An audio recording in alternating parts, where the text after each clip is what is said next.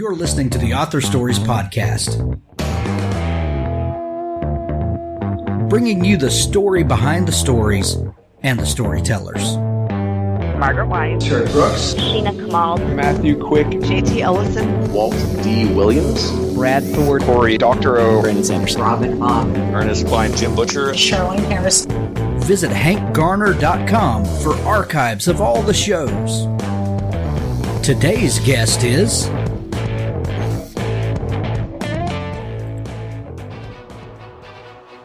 World Anvil is a browser-based world-building platform designed for all world builders, writers and novelists, dungeon masters, game developers, and everyone else.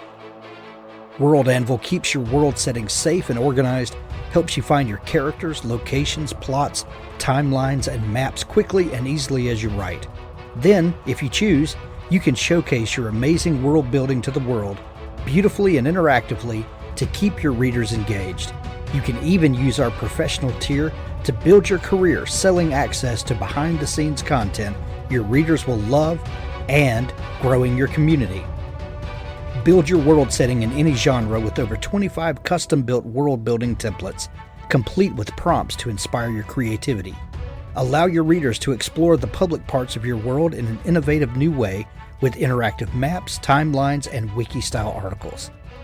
Give special access to co-authors, beta readers, customers, or patrons to see exclusive behind-the-scenes content. There's a free version to get started with all of the major features. Guild membership offers you a host of extra options, including comprehensive privacy settings, co-authors, presentation options, and so much more. Join our community of over 800,000 world builders, including professional authors. Take part in competitions and learn more about world building at this fantastic online community. Use the coupon code HANK to get 20% off all 6 and 12-month subscriptions. WorldAnvil.com. I'm a recent convert and I know you will be too. Well, thanks for joining me again for the Author Stories Podcast, where I bring you the story behind the stories and the storytellers. Today, I'm super excited to have Andrea Bartz on the show with me today. She has a phenomenal new thriller. It's called The Herd. And let me tell you what, this once again, this is a book that you need to have on your summer reading list. And welcome to the show, Andrea. Thanks so much for having me. I'm excited to be here. I'm excited to have you. Andrea, we begin each show with the same question. And that question is, what is your first memory of wanting to be a writer or storyteller? What's interesting is that in college, I was a journalism major and I discovered magazines. I had internships. I fell in love with it. And that was all I wanted to do with my life. I wanted to work in magazines. I wanted to work my way up to an editor-in-chief. And about 5 years ago, I left the industry because magazines kept folding and disappearing around me, and got into fiction. And I recently found a diary from when I was little, and it had a little questionnaire at the beginning, like, best friend, favorite song, all those kinds of things, favorite color. And it said basically what I want to be when I grow up. And I wrote author. And so it's funny because in the ensuing years, I kind of forgot that that was what I had really wanted to do as a little kid. I loved reading. I had a big typewriter in my room and was always working on stories and making little books. So it was something I did in the midst of, all the other playing as a little kid. And it was just always sort of a joy of mine, making books and stories and poems. And yeah, I don't even have one earliest memory, more so a pattern of it, an impression of it from being a kid. I love that so much. I love the picture of a kid who is just about making books, and yes, that's amazing. What were some of your favorite things to read when you were younger? So I pretty quickly got into the dark side of things, which I suppose now makes sense now that I'm a thriller writer. But I loved Goosebumps, and then Fear Street, and Christopher Pike, and scary stories to tell in the dark. But I also read, all sorts of series because then you could really get into them. So Sweet Valley Twins and Sweet Valley High and Boxcar Children and Babysitter's Club and Babysitter's Little Sister. And just I loved getting into books that I could, start one and then go to the library and fill a tote bag with the next gazillion of them. And in addition to that, some favorites were certainly the Chronicles of Narnia, that whole series. And I really loved the His Dark Materials series, the Golden Compass, and so on. And I really liked a trilogy that was called the Tripod Trilogy, which was kind of sci-fi and criminally underrated, in my opinion. Andrea, what was it about magazines that enticed you so much? What was it about that drew you and made you want to pursue that for quite a while? Magazines had a lot of the elements that it combined a lot of things that I loved. So there's storytelling, obviously, but it's storytelling that's in a very collaborative way. And I'm a people person. I'm an extrovert. I love working with teams, and I love working with people who have specialties other than mine. So to sit in art meetings and work, with art people who understand stuff I don't, and to be an editor and to have these ideas, but then send a writer into the world to go report on them and kind of shape them together. And eventually to manage people was a lot of fun. And then in addition, I worked in women's magazines and I started interning. When I was in college, it was right before the recession. And so I got to see sort of the last gasp of the glamorous life of a women's magazine editor when, the editor-in-chief had a town car and a clothing budget and all this incredible stuff that I'm pretty sure doesn't exist anymore. So it was also just a lot of fun. It was honestly not that different from the movies. And so it was really great while it lasted throughout my 20s. But yeah, now I'm doing something related but different.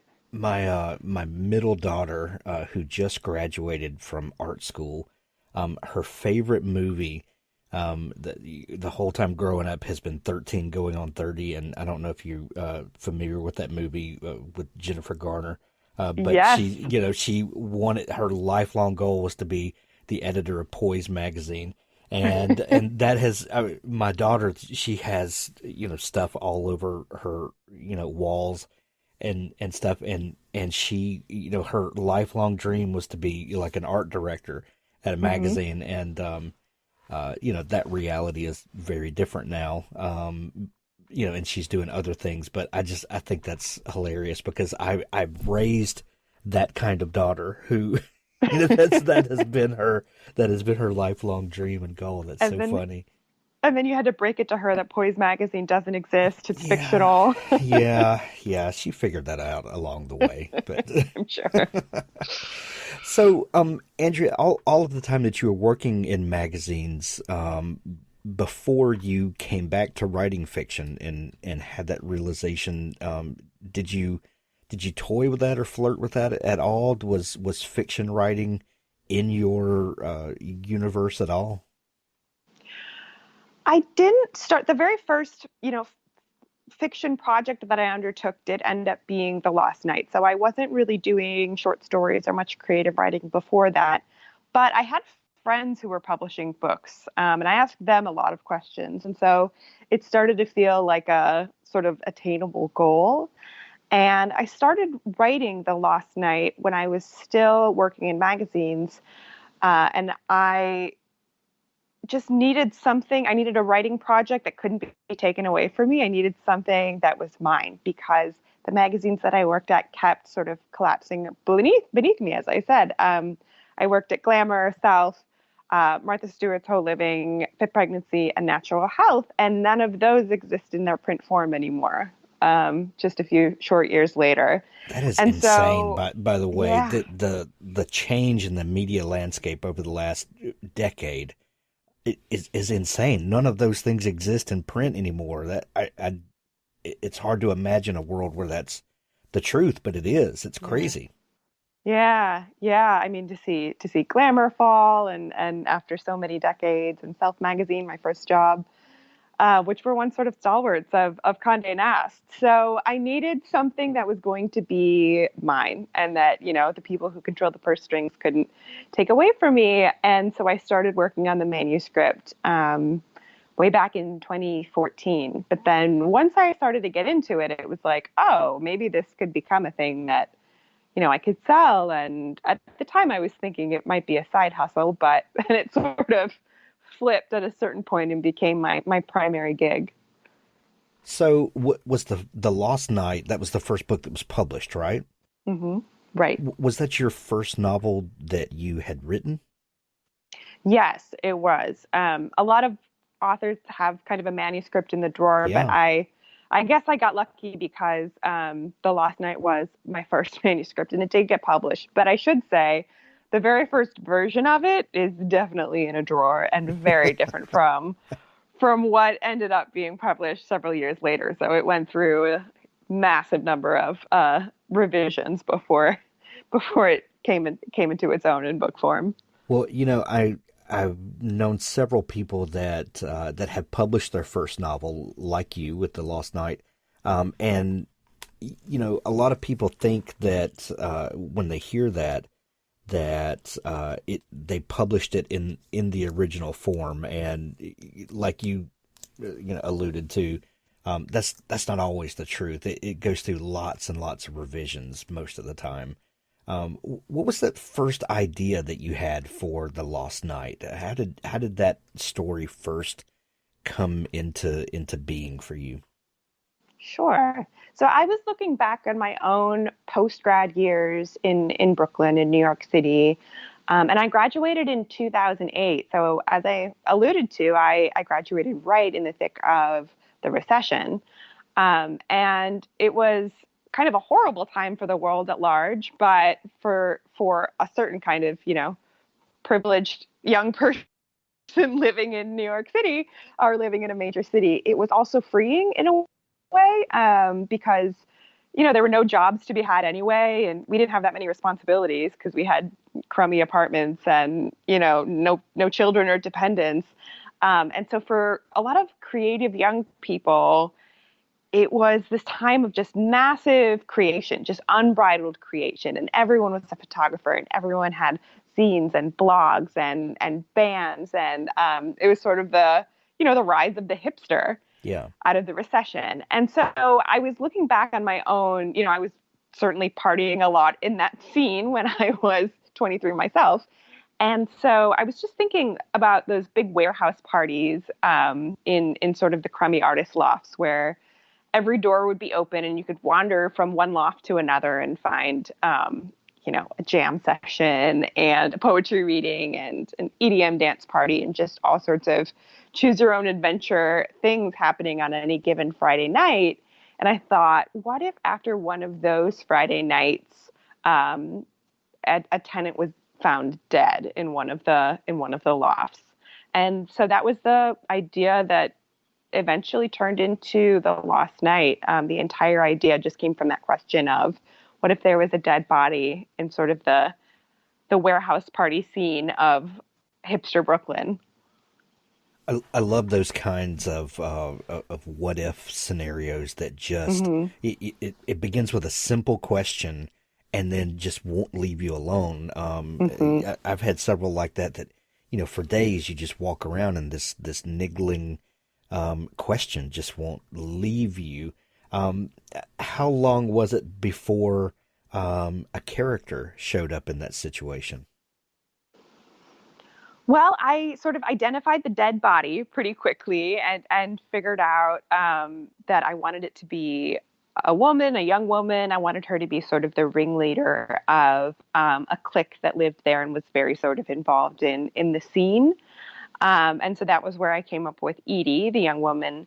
And the next question was, okay, is this a police investigation? Is this, how does this play out as sort of a whodunit?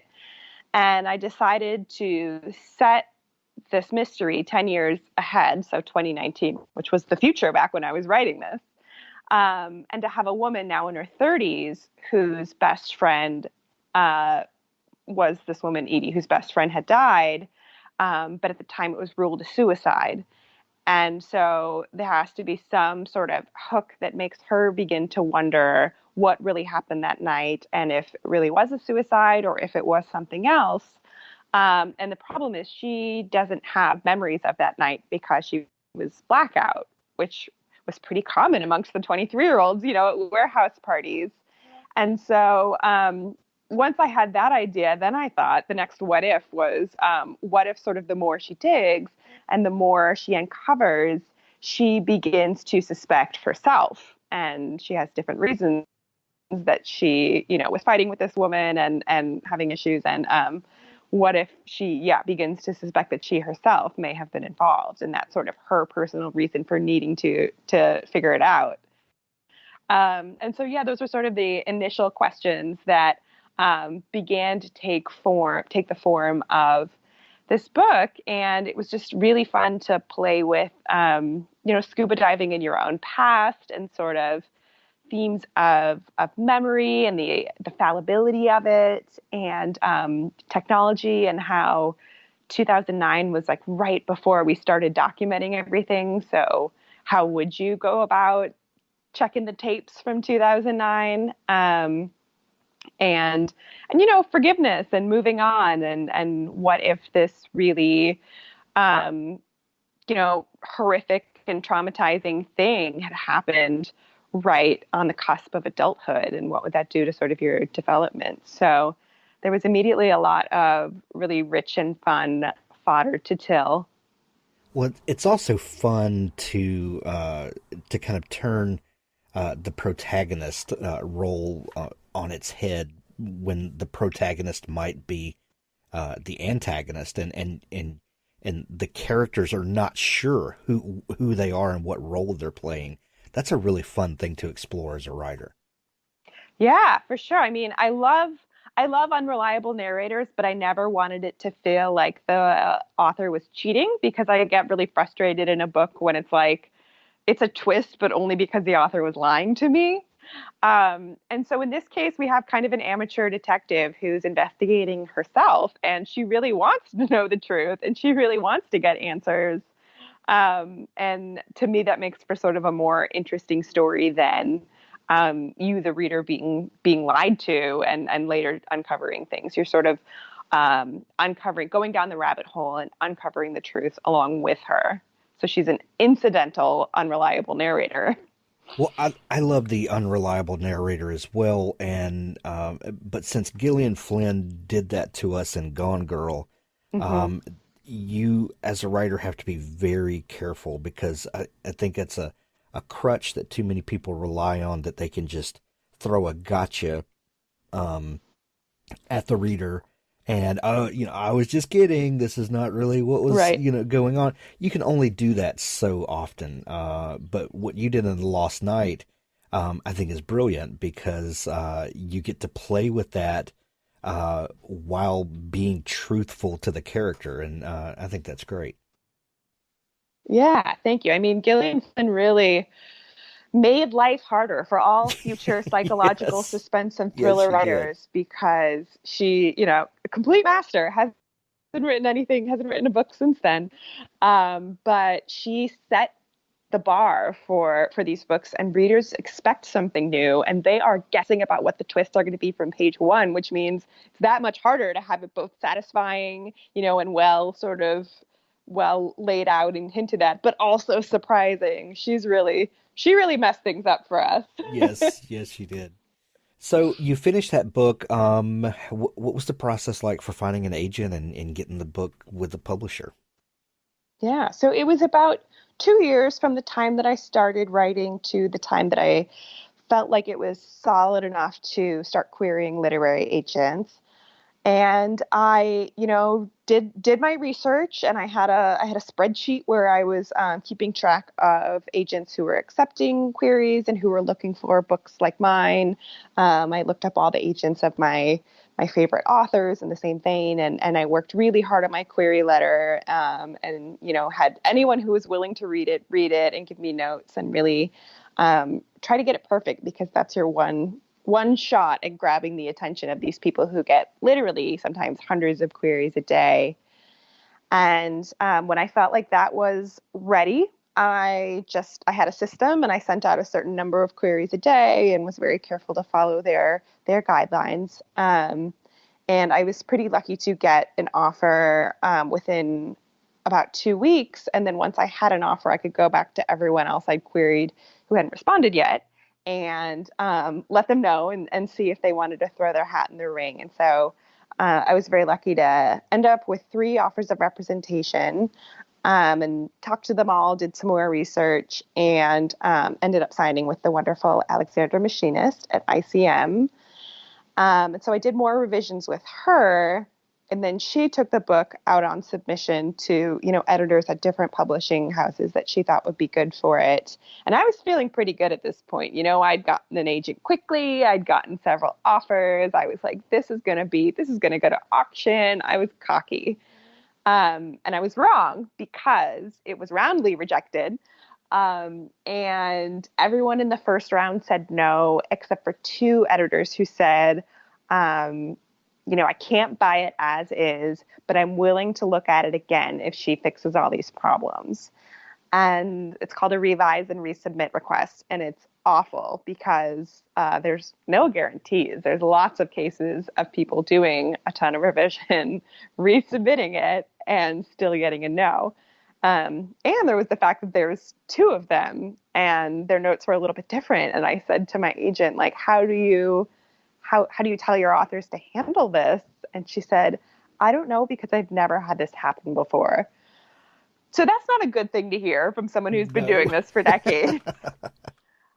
But I dug deep and I really poured my heart and soul into another revision. And it was another huge, major changes, really sort of recast who this narrator was, who this protagonist was, changed some major plot points, really became yet another new book at this point, and resubmitted it. And thank the Lord, one of the editors very quickly made an offer on the revise and resubmit, and she continues to be my editor now. She's contracted with me through books 3 and 4 as well. That's amazing. So the first book comes out, The Lost Night, and it recently released in paperback just a few months ago. During the publication process of that book, and you got all the edits done, it's going through publication, then launch. When did you start working on The Herd? Oh, right in the middle of everything. Of course. Of course. So once I had turned in, I did more revisions with my editor.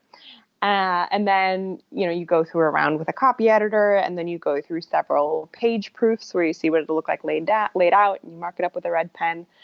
So as that was going on, and once I was done working in a Word document on The Last Night, it was summer 2018. And I knew I wanted to keep working with this editor, and my agent was all for it. So I started pitching ideas for the next book. And second books are hard, and my editor said no to the next 2 ideas that I sent her. And so I was really having to dig deep. And now in retrospect, I'm really glad she did, because what we settled on was the idea for The Herd, which is a thriller that's set in an exclusive all-female co-working space. And I'm glad she sort of pushed me to come up with something that, again, has that really strong and atmospheric and complex setting. Same way that sort of, hipster Brooklyn is a interesting social milieu. But I sold that idea based on a treatment and a few sample chapters in September 2018. And after I'd sold it mid-September, she said, great, we wanted to come out a year after The Lost Night, which at that point hadn't come out yet. And so it'll be due January 15th, which was, 4 months out. And I was like, what now? And so I had to write that draft very, very quickly. I did not have the luxury of several years to work on it. But I think, you learn something with every book. You know this. You get better every time you write a book, because you just, the same way you'd get better at cross stitch every time you took on a project. You do continue learning. And so came together much more quickly. And I worked on it over the winter of 2018 and early 2019. So right up until I turned it in right before the time that The Lost Night hit shelves and I was in full promotion mode. So I was sort of a lot of spinning plates and juggling going on. Of course. Now, your creative process from book one and to book two completely changed. Book one, you played this what if game, had some time to kind of let that ruminate and grow, wrote on it for a couple of years. And this time, the way you described it, where you're kind of pitching ideas back and forth with your editor, how did that change the writing process for you? Other than I'm under a deadline and this sort of thing. There's nothing like writing that first book because no one knows you're doing it, no one's expecting anything, and now you're kind of under the gun with book two. But how did that process benefit you? Did you feel more creative in having sort of a collaborator to work with, to bounce ideas off of, come up with kind of an overarching meta story that then you would fill in the details? Could you talk a little bit about the difference in those two creative processes? Yeah. So I think a lot of authors have that relationship with their editor that you describe. And my editor, and I think maybe she is this way with some of her authors, but with me, she is very hands-off. And so I actually approached it pretty similarly with this idea of like, what if there were a thriller set in an all-female co-working space? What would that look like? And I had a few ideas for the setup and, what the main question would be. It would be about the CEO and founder of this exclusive, beautiful space vanishing the night of an important announcement. I had those sort of setup ideas, and I pitched them to her, and she liked them. And so when I say that I sold the book with a treatment, I purposely don't say outline because I didn't use an outline. I didn't know who done it or who the villain was or why Eleanor, the CEO, had vanished. And so the only way for me to learn that was to write it. And I remember my editor said to me right at the beginning, as she was sort of signing on and cutting a check, she said, I don't want to know because I want to be surprised. But like, you know the end, right? Like, kind of who done it. And I was like, sure. Just lied to her face. Because I knew that for me and my process, the way for me to figure it out was to write the book. So I didn't, I think some people do kind of get the entire story and shape approved by their editor and go back and forth to sort of work out kinks in the plot and pitch different directions. But for me, the way to figure it out is just to sit and hammer away on this book. And in that case, it was like 1,200 words a day, every single day, no days off for 3 months. And then come out of that feral and look back at what I've created and sort of rework what needs reworking and trim what ended up not panning out. So tell us a little bit about the setup of this book. So The Herd is this all-female workspace. What was the idea behind that, and how does that set up this great story that you've told? Sure. So there's several all-female co-working spaces now across America and across the world. The Wing is one of the most famous ones, but there's also the Riveter and the Coven and the Luminary and the Assembly. They're really having a moment, like co-working spaces had a moment, and then the next one was these all-female spaces. And they're really set up and designed to be sort of this feminist utopia. They're all about mentorship and empowerment, and they're really beautiful and have all of these, wonderful perks. There's amazing products in the bathroom, and there's amazing speakers at night, and the whole thing is just very Instagram perfect. And I noticed, I'm not a member of one, but I've been a guest at several, and I noticed that when I would go to these places, even though their whole stated goal is that they're, away from the male gaze, when I went, I would pay attention to my outfit. I would think about my hair and makeup.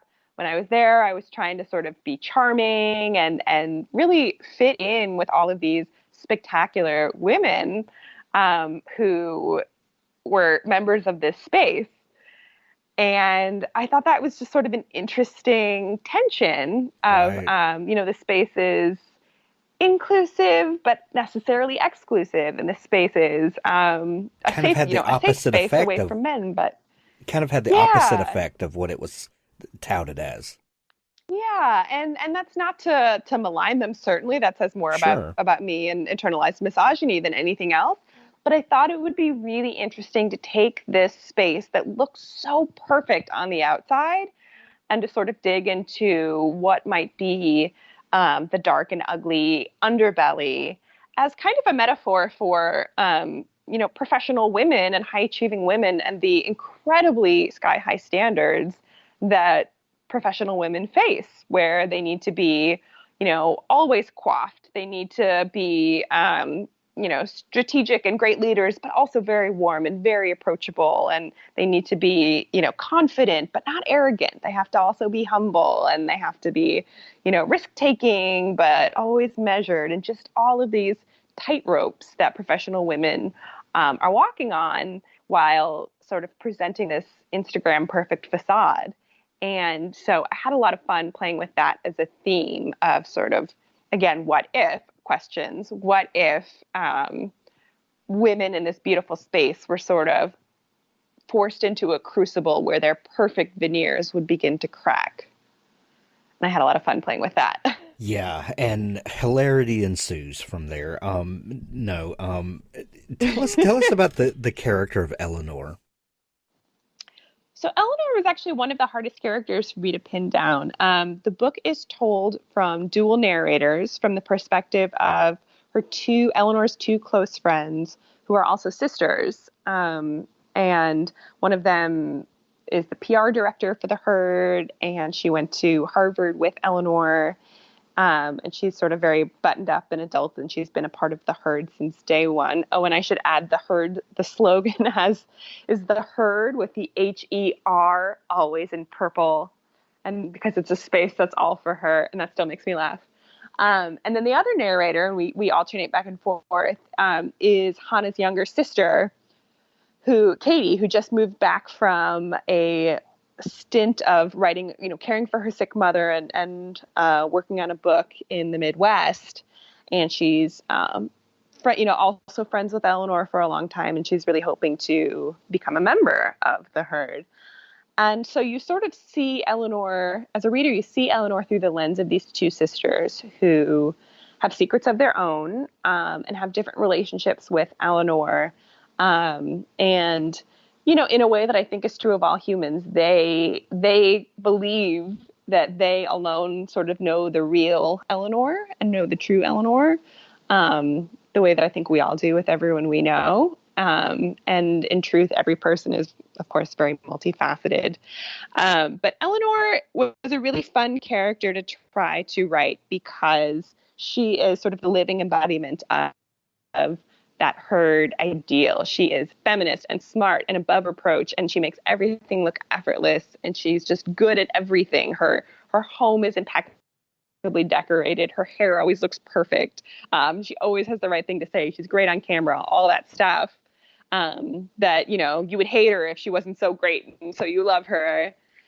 And I feel like those people are sort of the ones who seem to have it the easiest, but actually are under the water. Their little duck legs are sort of paddling the hardest, paddling the fastest.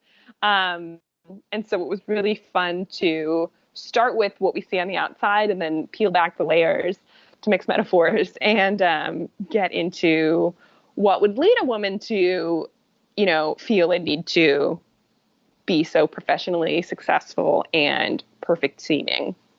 And then Eleanor disappears. Yes. And then we're left with all these questions. What would she run? Did something happen to her? Is there foul play at work here? That again, the what if questions. What if this highly successful woman just disappeared? How would we react? and we get a great story that unfolds from there. After writing the book, a lot of times you look back and you will notice themes that kind of permeate through the story that a lot of times the writer didn't even intend, but things just kind of come out. At the end of writing this, did you notice things that came out during the story and during the writing of this that maybe surprised you?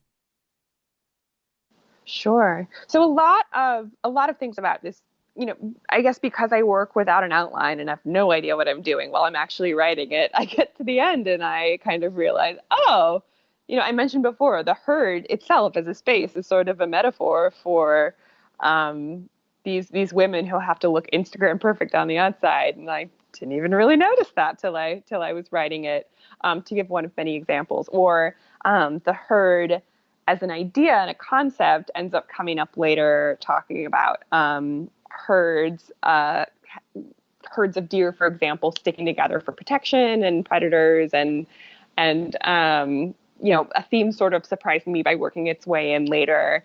All of the twists surprise me because I don't see them coming either, and I'm shocked when characters say or do things that totally change what I thought was going on. And another theme that came up that ended up being interesting, the prologue to the book describes in great detail a body freezing sort of cell by cell. And this book takes place in winter and it's cold. And this sort of theme came up about preservation and how something frozen, in theory, could last forever. You can eat a chunk of meat that's been in a freezer consistently for 100 years.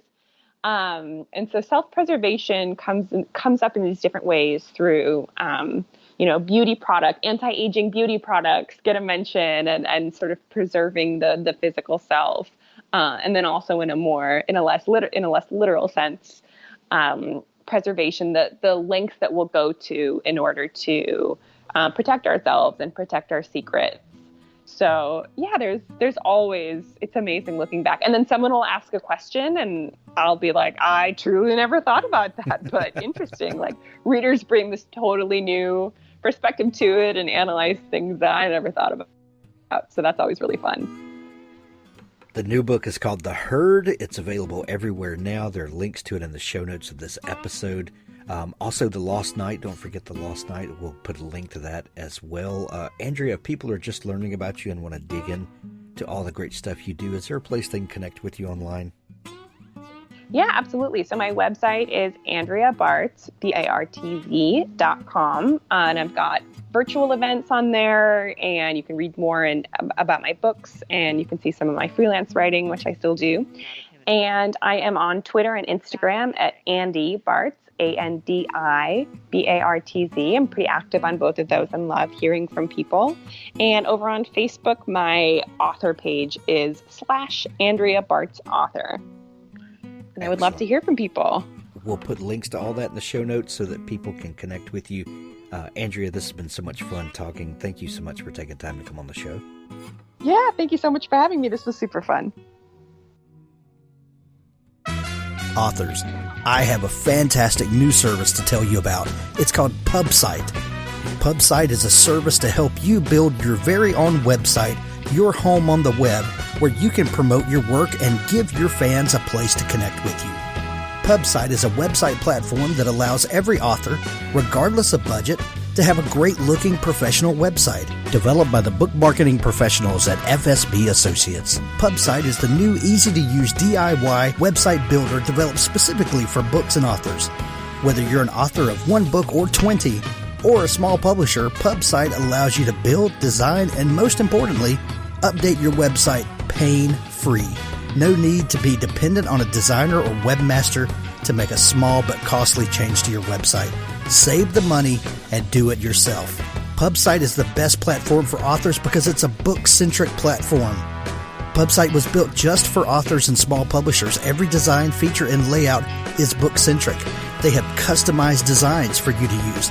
It's easy to build. No coding or HTML is necessary to create a stunning, professional-looking website with all the features you want. Get a custom domain name, yourname.com. It's simple to update. You can add all of your books, add a blog and a book tour, sell from any retailer, manage your email list and social media, and even do e-commerce. Build your website with a 14-day free trial, then pay just $19.99 per month, which includes hosting. And we offer packages starting at $499 to set up the website for you. Pub-site.com, the place to help authors find their home on the web.